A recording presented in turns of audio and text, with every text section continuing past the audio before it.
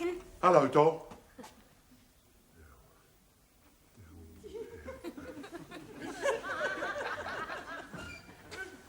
Tenants meeting?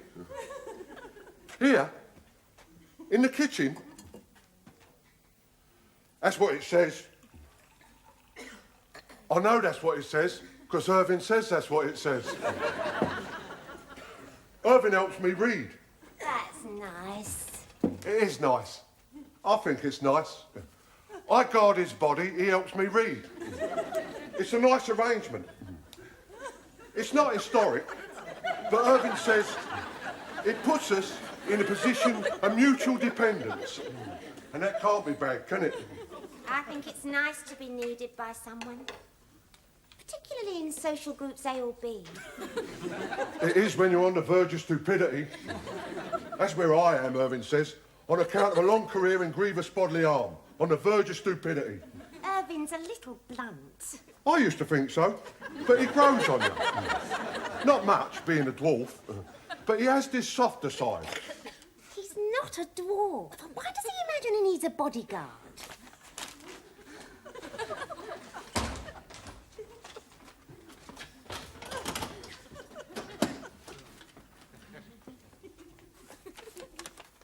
There are some people about who think Irving's a pufter.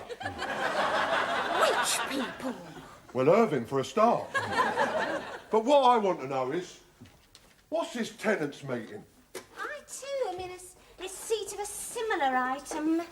It transpires I seem to have ironed it. Unfortunately, it appears that print has been transferred to where print is not normally found. But what I want to know is... There was something what I wanted to know was... Oh, yeah. This tenants meeting, who's calling it? Well, I suppose it has to be Henry. It is his house. He's never called one before. Morning, Irving. Hello, Irving. Morning, lovelies. It's beginning, you see. Yeah. Harassment of us dwarfs. They call a meeting. Next thing you know, you're being segregated by height. You want to see naked prejudice? We just watch how they always shove the dwarfs into the lowest height category. Let the dwarfs go with the short people. Who cares? Hmm? And then the form filling starts. The documentation. The prying into your personal life. How do dwarfs make love? That kind of thing.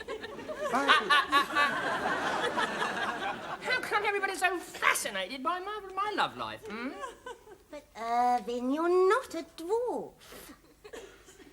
She stands there, reading her underwear, telling me I'm not a dwarf. Listen, I tried being normal size. Know what happened? They said I was gay.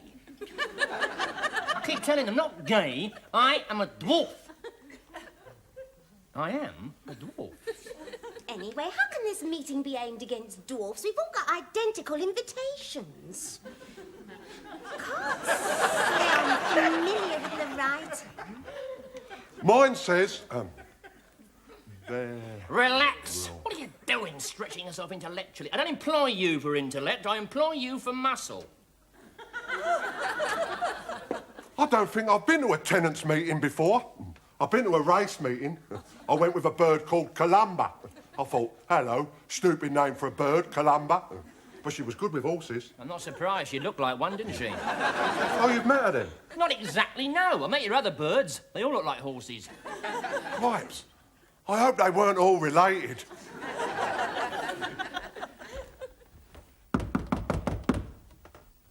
Come in. Are you ready? I have the tenants waiting. They're in for a frisson. I'm an impressive speaker. Did you know I have the Gaelic? There's a wild poetry in my rootstock. I was chosen to lecture on valves and appendages in modern sanitary practice.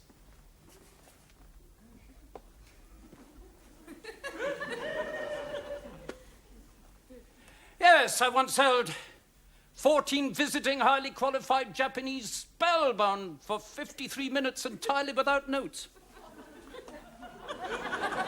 And they were samurai from the Works Department, Yokohama Sewerage and Light. This meeting Are you sure? I mean, do you think the world needs another meeting? Has even God perhaps a committee? Hey, that would explain a few things. Who said that? Well, unless it was you, I think it was almost certainly me. From where did you say that? Sorry, I'm in the wardrobe. This wardrobe? Yes, of course, this wardrobe. I'm making friends in here. Oh, but dash it, laddie, do you really want to be friends with a wardrobe? No, not with the wardrobe, no. There's a perfectly reasonable explanation. Don't open the door! Jacqueline! Jacqueline! No, Jacqueline! Oh, come here! Jacqueline!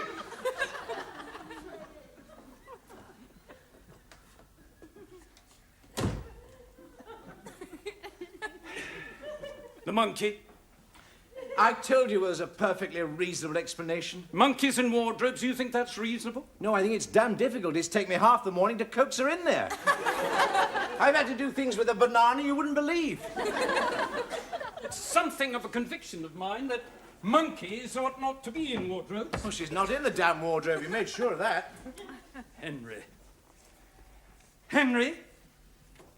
You really switch off, don't you, Henry? It's by the door. What's by the door? The switch. No, I said you switch off. You really switch off. You needn't for me. Needn't what? Switch off. Not for me. You want to watch the television, you play the television. No, I don't want the television. Well, I should then. Should what? Switch off. Henry, the tenants are waiting for me to start the meeting. There's a crew down there pining for a skipper. You won't be unkind to them? No. Just firm. I shall smooth the rough edges. Jolly good. They'll find me a tyrant for personal hygiene. I shall give no quarter for the offence of sock. It's very good of you to give up all your other opportunities to help me out. Not at all. I'm sure they're beginning to like you. They were full of good cheer and hearty laughter when I told them you were famous, wherever men gathered together to compare sanitary practices. Comparative sanitation. It's always been my dream to see being taught one day at university. I made sure I was ready in case they offered me the first professorship, the chair of comparative sanitation. But envy, they held me back. Put me in charge of a hut at the lonely end of the main stores. Made me count the drain pipes. Who told you I was famous? You did. You said you once turned on a tap for Princess Michael. With this very hand. Yes, they used to wheel me out for all the visiting aristocracy. And if jealousy excluded me from the conducting party, I was always there, hovering respectfully at the ready with technical advice. I could see the trap was sticking. It was a Plumley Johnson narrow-neck. They're tricky little devils. A very advanced tap for a VIP, in my opinion. But do they ever consult the technical branch? No. I could see the poor princess was struggling. Her smile tightening, a lot of well-bred straining going on beneath that glove. I bounded forward, made the required gesture with my hat. Allow me, Your Royal Highness. And that was that. Charming girl. Could not have been nicer about that wet foot. Your commoner would have kicked up the devil of a row. It really is extraordinarily lucky my finding someone of your caliber. I tried a Mr. Fortescue, but he was inclined to dribble when excited. Irving kept him in a continual state of near saturation. Bit of a troublemaker, yon Irving. There's no harm in him, really. I wonder if he really gets enough exercise. Why does he keep insisting he's a dwarf? Oh, it could be worse. My mother had a friend, a Mrs. Hislop. She insisted she was a singer. We used to foregather occasionally around Mrs. Hislop at the piano. She wore a low-cut gown. She had quantities of skin like a pink rubber bath mat. She had large red breasts that would heave dramatically whenever she snatched for a high note. I used to watch the things throbbing through Cherry Ripe. Or a decanter through You Can Jump Hill with your coat so clean, you can jump hill in the break of day, you can jump hill. Do you think one ought to mention ladies' thingamybobs? I've spun many a yarn round waterboard fires with never an indiscretion I would never permit it. We'd yarn about the old days, before plastic, about the legendary waterboard heroes, about my sciatica problems. Your sciatica, Mr. Ordway. Tell us about your sciatica, they'd pester me. They were loyal lads. They'd leave off wading through filth and slime just to listen to my sciatica problem. You could see the happiness shining in their simple, homely faces. I look forward confidently to achieving the same kind of grip on this lot here.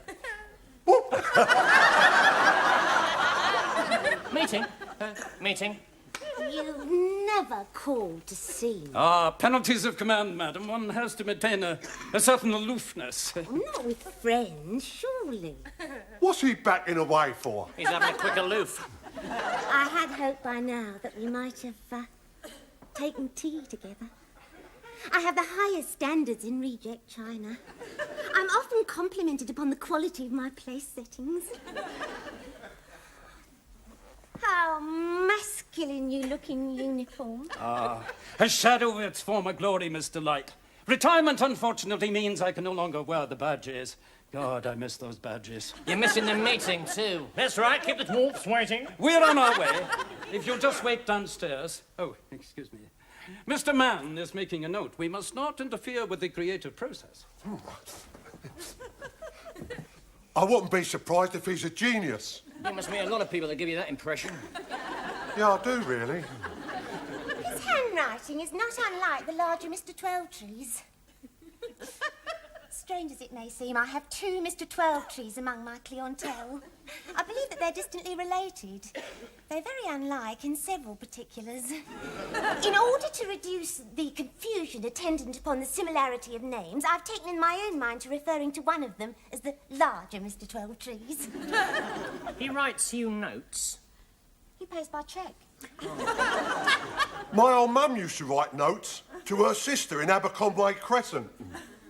My old mum could spell Aberconway Crescent. That's fascinating. That's really fascinating. Yeah. One thing my old mum could really spell was Aberconway Crescent. Look at him scribbling away. When does he imagine that the ills of the world are susceptible to change by the pen? The pen is mightier than the sword. Been accosted lately by a mugger with a biro? I understand a person's artistic ambitions. I, too, have dreams not unsimilar. Hard as it is for a girl to make her mark in any creative capacity. It's an upstairs struggle. Will the meeting take us long? I was hoping for time to do something creative with my hair. Don't worry, it won't keep us long. As long, I'm afraid, as it's necessary to establish a few basic house rules. I regard my prime duty here as lawgiver. You'll find me stern but fair, and not, I hope, only a figure of fear, but friend and counsellor. Great stuff. Yes, the meeting definitely won't be keeping us long. The purpose of all our endeavours here must be to leave this creative force here free to pursue his noble ends. All work and no play. Oh.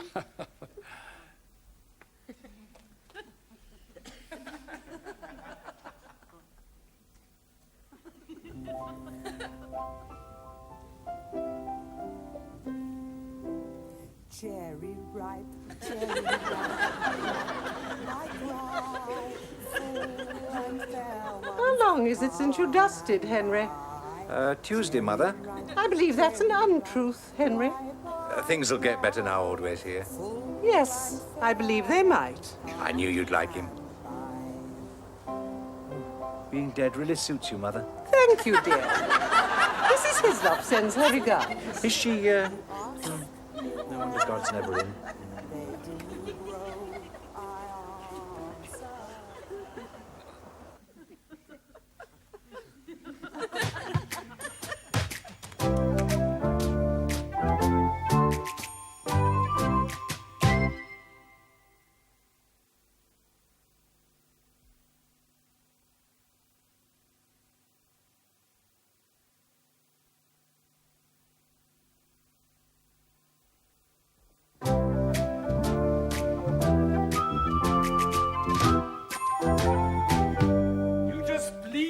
To me, Henry. You will be there as observer, of course. Observer. Henry, are you with me? I just hate it when they're cruel to monkeys. Yes, yes. Henry, Your tenants. Some of them are noisy in the bathroom. I don't like to accuse people of such things, but definitely noisy. Body noises. I will not tolerate body noises. If people cannot keep their equipment quiet, they can damn well take it elsewhere. Have we any nose pickers? Their days are numbered. I shall make an environment fit for you to finish our masterpiece. I think she needs a friend. Who does? Jacqueline the monkey. Then don't look at me.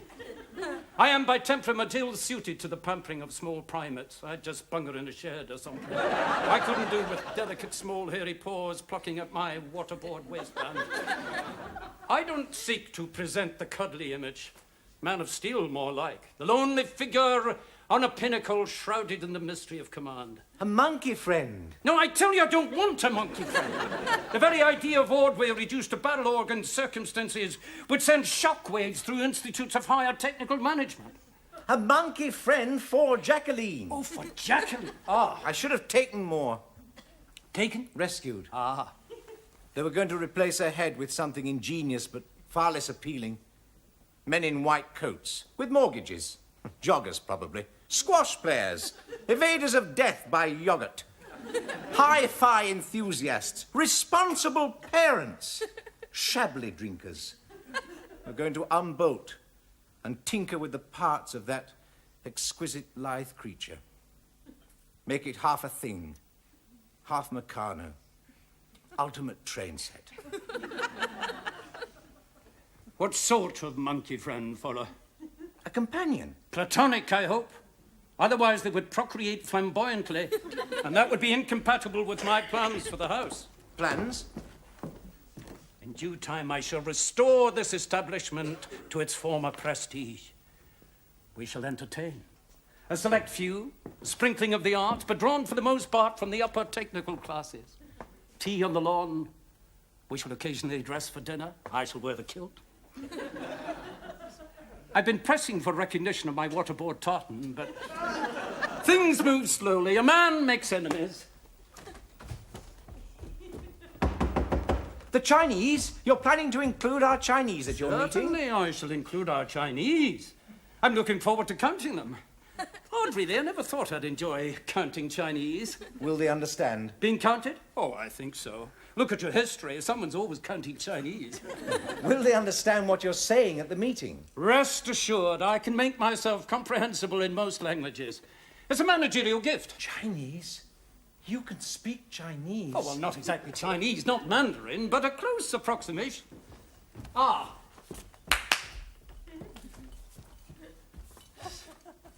Oh, it's... Please. Big fella called Palava. Right now, below deck, chop chop. You come, powwow, muchy quick.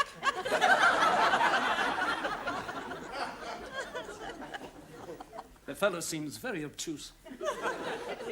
I think you've been lumbered with one of the less sophisticated Orientals here.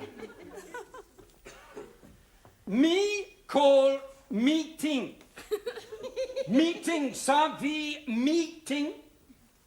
Ah, me? When? How do? What?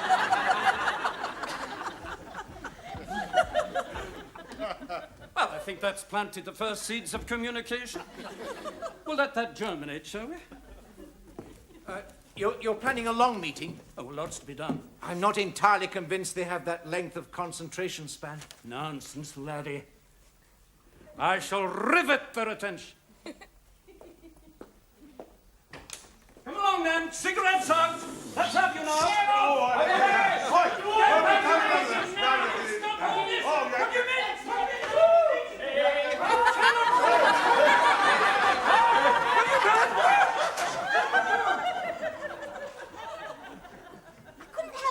While they were turning him upside down.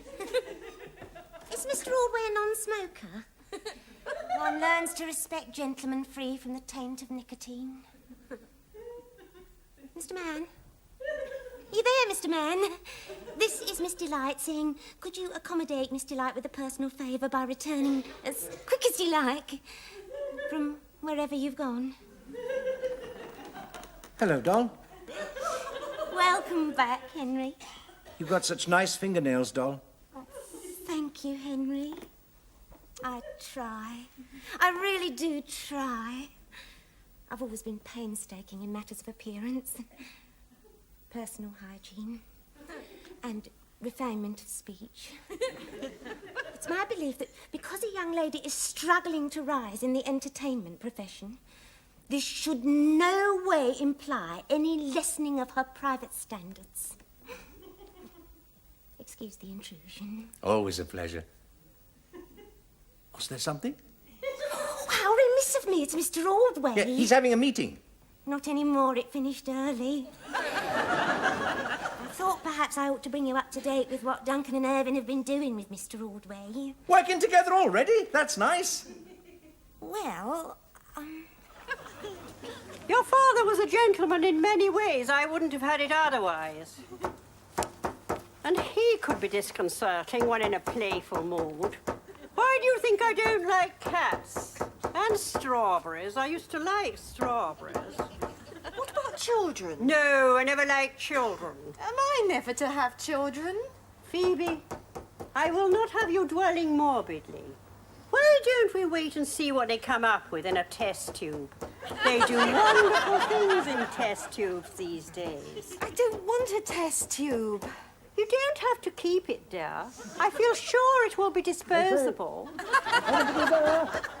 Is anybody there? There's a man in there. They get everywhere. It's none of our business, Phoebe. We can't just ignore it. Suppose he can't breathe. They can always breathe. They do things you wouldn't believe, and still they can breathe. Go to open it, Mother. On your head be it. You'll open it up. He'll strike up a conversation. Heaven knows where it's all going to lead. Oh, Mother. It's only a mother's caution, dear. Her wish not to see you involved with the kind of person one meets casually in the boot of a car. Remember, Phoebe, it's against Mummy's advice. I'm only rescuing him slightly. I don't anticipate claiming him for salvage. Dark in there. Clean, though, happily. Spotless. People whose opinion I respect will tell you Ordway keeps a clean car. I even get round to Jack. Yes. I like to feel I could pass it to anyone. What's he doing? Showing me his Jack. Same with my tire gauge. I've had this little chap more years than I care to remember. Made in Germany. There's a clip, you see. You could pop it straight in your pocket as if it's a pen. Don't look, Phoebe. Not that I ever do keep it in my pocket as if it's a pen. Look a damn fool signing my checks for the tire gauge, wouldn't I? You must be wondering what I'm doing in the wood. It's just an example, I'm afraid, of the rather heavy humour of my workforce here. Sign of affection in the rough, unlettered way. Fingers? I thought it was going to be a long meeting. I believe it was. I have an agenda here somewhere.